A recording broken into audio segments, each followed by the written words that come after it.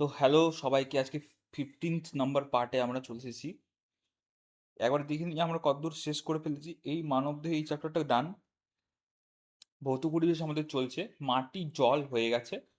আজকে এই যে জীববৈচিত্র্য পার্টটি রয়েছে সেখান থেকে আমরা শুরু করব। ঠিক আছে? তো আমরা চলে আসব।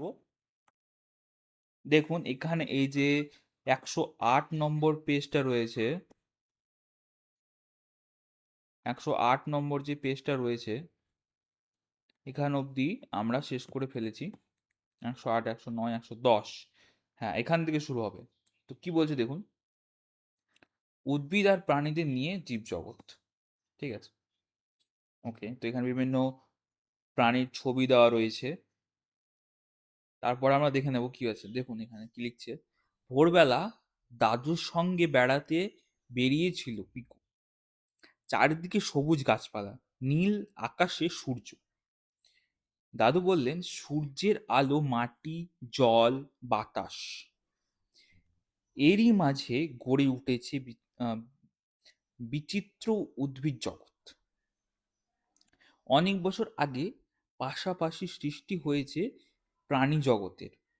পোকামাকড়, অনেক রকমের পাখি, ছাগল, গরু, ভেড়া, খরগোশ, হরিণ, ঘাস পাতা, গাছ, ফুল, ফল খেয়ে তারা বেঁচে থাকে। আবার বাঘ, সিংহ, নেকড়ে তাদের খেয়ে বাঁচে। এই পর্যন্ত শুনেই পিকু বলল, মানুষ এসেছে অনেক পরে, তাই না?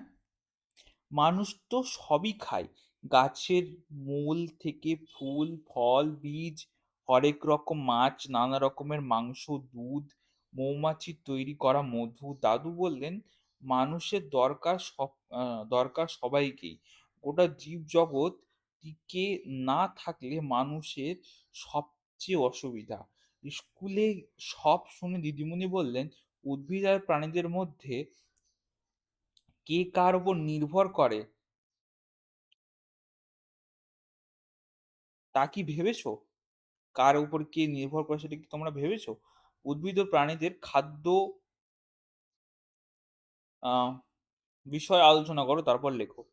তারপরে দেখুন এখানে নেক্সট পার্টে যাব। বুনো থেকে পোষা হলো। কি বলছে, নাসরিনরা সাঁতরাগাছির ঝিলে পাখি দেখতে গিয়েছিল। শীতের সময় পাখিগুলো আসে। এই পাখিরা যেখানে থাকে সেখানে আরো বেশি শীত, তাই সেখান থেকে চলে আসে কম শীতের দেশে। 2 মাস কাটিয়ে আবার ফিরে যায়। পাখিগুলো দেখে পাখিগুলোকে দেখে নাসরিন অবাক, বলল, এত হাঁসের মতো দেখতে, কতগুলো তো আমাদের পোষা হাঁসের মতো। দিদিমণি বললেন, হাঁসই তো, তবে এরা বুনো হাঁস। বুনো হাঁস পোষা মানেই তো পোষা হাঁস হয়েছে। পোষ মানেই তো পোষা হাঁস হয়েছে। নাসরিন মানতে চাইল না, বলল, আমাদের পোষা হাঁসগুলো তো পোষা হাঁসের ডিম ফুটিয়েই হয়েছে। দিদিমণি বললেন, সব ঠিকই বলেছো, হাঁস পুষলে ডিম পাওয়া যায়, তাই ভেবে মানুষ বুনো হাঁসকে পোষা মানাতে চেয়েছিল। সহজে খাবার দাবার পেয়ে একদল বুনো হাঁস পোষ মেনেছিল। রবিন বলল, বুঝেছি, সেগুলো পোষা হাঁস হলো, আর বুনো হাঁসের অন্য দলগুলো বুনোয় রয়ে গেল। সমীর বলল, দিদি, মোরগের বেলায়ও এমন হয়েছে। জলদাপাড়ায় বনে লাল বন মোরগ দেখেছি, সেটা অনেকটা আমাদের মোরগটার মতো দেখতে। ঠিক বলেছ, জলদাপাড়ার জঙ্গলে বড় বড় কালো গরুর মতো জন্তু আছে, নাম গৌর। অনেকে বলেন ভারতীয় বাইসন। আমাদের দেশি গরুরা আগে ওদের মতোই ছিল। নাসরিন বলল, তার মানে সব পালিত পশুই একসময় বুনো ছিল? কেউ কেউ এখনো বুনো রয়ে গেছে। তবে পশু পাখি পোষ মানানোর একটা ইতিহাস আছে। সব পশু পাখি এক সময়ে পোষ মানেনি। কুকুর নাকি প্রথম পোষ মেনেছিল। তারপর মানুষ দেখলো গরু, ছাগল, ভেড়া, ঘোড়া এদের পোষ মানালে অনেক সুবিধা। চাষের কাজে যানবাহন হিসাবে তাদের ব্যবহার হতে পারে। তবে আজকাল কিছু, কিছু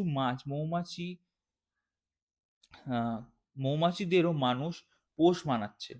বলাবলি করে লেখো কোন, কোন পশু-পাখি মেনে পালিত পশু হয়েছে, তাদের থেকে কি, কি পাওয়া যায় তা আমাদের আলোচনা করে লেখো। যাই হোক, তারপরে দেখব আমরা কে বন্য কে পোষা। বলছি স্কুল থেকে ফেরার পথে পালিত শব্দটি নিয়ে কথা শুরু হলো। তারপর বলল যে পশুদের মানুষ থাকার জায়গা দেয়, যে পশুদের মানুষ থাকার জায়গা দেয়, খেতে দেয় তারাই পালিত পশু। সেরকম পালিত পাখিও আছে। সেখানে সোনাই বলল, মানুষ তাদের শিকারী প্রাণীর থেকে বাঁচায়, অসুখ হলে চিকিৎসা করায়। তহমিনা বলল, মানুষ নিজেদের দরকারে ওদের পালন করে। গরু দুধ দেয়, হাঁস মুরগি ডিম মাংস দেয়। তা ঠিক, তবে ভালোবাসাও আছে। টিয়ার কথা ধরো, টিয়ার কি ডিম মাংস কিছু খায়? তাও তো আমরা পুষি। পরদিন স্কুলে একথা উঠল। দিদিমণি বলল, আগে বলো টিয়া কি পালিত? হাঁস আর টিয়া কি একইভাবে থাকে?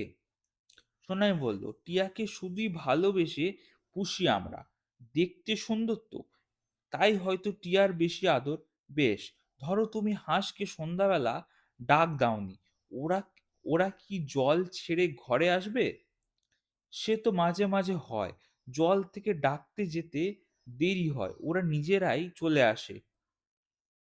টিয়ার বেলায় সকালবেলা হাঁসেদের ছেড়ে দিচ্ছ, তেমনি টিয়াকেও খাঁচা থেকে ছেড়ে দাও, সে সন্ধ্যায় ফিরে আসে কিনা দেখো। সোনাই কিছু বলার আগেই রফিক বলল, না দিদি, ফিরবে না। চাচা একটি টিয়া পুষেছিল, একদিন খেতে দিয়ে খাঁচার দরজা লাগায়নি, উড়ে গেছে, আর ফেরেনি। আসলে ও নিজের ইচ্ছায় খাঁচায় ছিল না, ও পোষ মানতে চায় না, বন্য হয়ে থাকতে চায়। তপন বলল, কিন্তু টিয়া কি করে বন্য হবে? কাউকে কামড়ায় না, কোনো ক্ষতি করে না। কোনো বন্য পশু অকারণে ক্ষতি করে না, নিজেদের খাবার জোগাড় করে, বাধা পেলে সাধ্য মতো লড়াই করে, ঝড় বৃষ্টি থেকে বাঁচতে থাকার জায়গা চায়, তা কেড়ে নিলে রাগ করে, পারলে লড়াই করে, কামড়ে দেয়, তাদের ক্ষতি করতে গেলে তবেই আক্রমণ করে। তাহলে কোনো পাখি পোষা যাবে না? কারো যদি পাখি ভালো লাগে, তুমি পাখিকে খেতে দেবে, খাবার দেবে, গাছের ডাল ঝুলিয়ে দেবে, আর তার যখন খুশি সে খেতে যাবে তখন তাকে দেখবে। সোনাই বলল, টিয়া যদি বন্য হয় তাহলে আমরা অনেক বন্য প্রাণী দেখি ঠিকই, মাঝে মাঝে দেখো হাতি বাঘ ভালুক, এরা তো বন্য প্রাণী বটেই। জঙ্গলে যারা থাকে তারাই শুধু বন্য তা নয়, সাপ বেজি কাক চড়াই সবাই বন্য। যেসব পাখিগুলি দেখতে পাও তাদের নাম ও পরিবেশে তাদের ভূমিকা বিষয়ে লেখো। আচ্ছা, যাই হোক, তারপর আমরা দেখব বাড়ির কাছে এত উদ্ভিদ। দেখে নেবো আমরা, নানা দিকে বন্য পশু পাখি খুঁজে বেড়াচ্ছে সবাই। সন্ধ্যাবেলা সত্য পাড়েই কাছে পুকুর পাড়ের কাছে গিয়ে দেখলো অনেক ঝোপ, তার ভেতরে কি একটা জন্তু ছুটে পালালো। তারপরে কি হয়েছে দেখুন, তখন ঝোপের গাছগুলোকে সত্য দেখলো অনেকক্ষণ ধরে, ৪ রকমের গাছ। একটা তো ফার্ন, ঠাকুমা সেটাকে বলেন ঢেঁকি শাক, খেতে বেশ ভালো। বাকি ৩টা অচেনা। একটাই ফুল ফুটেছে, ভাবলো একটা করে ডগা ছিঁড়ে নিয়ে যাও। জানার জন্য ছিঁড়লে দিদিমণি কি আর রাগ করবেন? স্কুলে গিয়ে দিদিকে দেখাতে হলো না, পাতাগুলো দেখে স্বপ্নাই সব বলে দিল। হেলেঞ্চা, কুলেখাড়া আর ব্রাহ্মী। সব শুনে দিদিমণি বললেন, উদ্ভিদ চেনাটাও তো মজার ব্যাপার, যত পারো গাছ দেখো। সত্য বলল, গাছ চেনাটাই সহজ। গাছ তো আর ছুটে পালাতে পারবে না। হ্যাঁ, অনেকক্ষণ ধরে দেখতে পারবে। কোনটা দেখলে তা খাতায় লিখে রাখবে। হ্যাঁ, ৪ টে গাছ সম্পর্কে লেখো, ছবি আঁকো। তারপরে গাছের ছবি আঁকো, তার ডালপালা, গুঁড়ি চিহ্নিত করো। যাই হোক, আশা করি বোঝা গেছে। তারপরে দেখুন কি লিখছে। ঘরের কাছে কত প্রাণী। কি বলছে দেখুন, উদ্ভিদ আর প্রাণী ২ দেখছে দেখছে সবাই। আচ্ছা, খাতায় উদ্ভিদের নাম লিখেছে, পশু পাখিদের নাম লিখেছে, তাদের ছবি আঁকছে, কোন তারিখে কোনটা দেখেছে তাও লিখে রেখেছে। রুমা একদিন একটা প্রাণী দেখলো, মাপে বড় হলো, বেড়ালের মতো। তারপরে রং কালো, মুখটা কুকুরের মতো সরু, লেজটা লম্বা আর লোমশ। পরদিন ক্লাসে দিদিমণিকে জানাতে চাইলো ওটার নাম কি। দিদিমণি বললেন ওটা গন্ধ গোকুল। ভাম বেড়ালো বলে। আমিনা বলল ওটা তো বন্য পশু। কিন্তু পিঁপড়ে? আমরা তো পুষি না, তবু তারা ঘরের ভিতরেই থাকে। কিন্তু ওরা পোষা নয়, পোষ মানেনি, ওরাও বন্য। সুদাম বলল কেন্ন, মশা, উই, আরশোলারাও বাড়িতে থাকতে চায়। তাছাড়াও আবার আসে, তাড়ালেও আবার আসে, তবু ওরা বন্য। এটা কি তারা বন্য? রফিক বলল টিকটিকি, গিরগিটি, মাকড়সা এরাও ওই রকম। মথন বলল গিরগিটি, মাকড়সা ঝোপঝাড়েও থাকে। অলিভিয়া বলল ইঁদুর, ছুঁচোড়াও বুনো। ওরা বাড়িতে আসে খাবারের খোঁজে, মানুষ দেখলেই পালায়। স্বপ্না বলল টিকটিকিও পালায়, তাই টিকটিকিও বুনো, পোষা নয়। তোমরা কত বন্যপ্রাণী চেনো শুনে আমার আনন্দ হচ্ছে। দয়াল বলল দিদি, আমি ১০-১২ রকম সাপও চিনি। সে তো খুবই ভালো কথা। তুমি নানা রকম সাপের ছবি আঁকবে, সবাইকে চেনাবে, ওরা লিখবে কোনটার কি নাম। গণেশ বলল ওরে বাবা, আমি সাপ দেখলেই ছুট দেব। শুনেছি সাপের ছোবল খেলেই মৃত্যু। দয়াল বলল মোটেই না, বেশিরভাগ সাপের কামড় মানুষ মরে না। তাছাড়া অকারণে সাপেরা কামড়ায়ও না। আমরা ওদের ভয় পেয়ে মারি, ওরাও আমাদের ভয় পেয়ে কামড়ায়, সেটা ঠিক। তবে সাপ ও বুনো, কোনো সাপই পোষা নয়। এখানে বিভিন্ন ধরনের সাপের ছবি দিয়েছে।